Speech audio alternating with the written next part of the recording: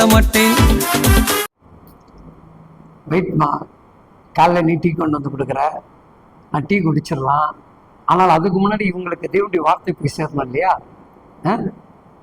அப்போ அந்த வார்த்தைகள் அவர்கள் எதிர்பார்த்து காத்திருக்கிறாங்க இல்லையா? ஒரு 2 நிமிஷம் வெயிட் பண்ணுங்க. இதோ அவர்களோட பேசிட்டு நான் வந்து டீ குடிக்கிறேன். ஓகேங்களா? நான் இப்போ டீ குடிக்கிறது நிறுத்திட்டா தெரியாதா? புரியுதா உங்களுக்கு? சில காரியங்களை தேவனுக்காக நீங்கள் விடும் பொழுது தேவன் உங்கள் உடலையும் உங்க வாழ்க்கையும் ஆசீர்வாதமாக மாற்றி கொடுப்பார். நான் கிட்டத்தட்ட ஒரு 1.5 வருஷமா டீ காஃபி எல்லாத்தையும் நிறுத்திட்டேன். காரணம், இந்த ஜீவன், இந்த உயிர் அவர் தந்தது. இந்த உடலுக்கு எது ஏதுவாக இருக்கிறதோ, எது ஒத்துக்கொள்ளலையோ அதெல்லாம் நம்ம மேக்சிமம் என்ன பண்றோம், அவாய்ட் பண்றதை போல தேவனுடைய பிரியமான தேவ பிள்ளைகளும் நம்முடைய ஆசீர்வாதத்திற்கு எவைகளெல்லாம் குறைவாக தடையாக இருக்கிறதோ அதையெல்லாம் நம்ம அப்புறப்படுத்த ஆரம்பிச்சிட்டா நம்முடைய வாழ்க்கையில் ஆசீர்வாதங்கள் வரும். வேதம் சொல்லுகிறது, நீதிமொழிகள் 22ஆம் அதிகாரத்தில் 4வது வசனங்கள் எவ்விதமாக சொல்லுகிறதை நாம் கேட்போமா?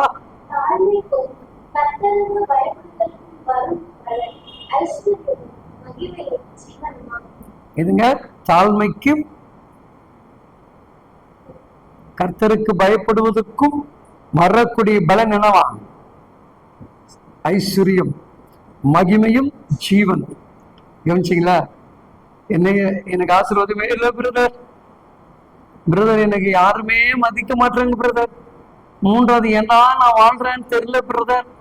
சொல்லி கொண்டிருக்கிற சகோதர சகோதரிகளே, இன்றைக்கு தந்தையுடைய வார்த்தை உங்களை நோக்கி வருகிறது.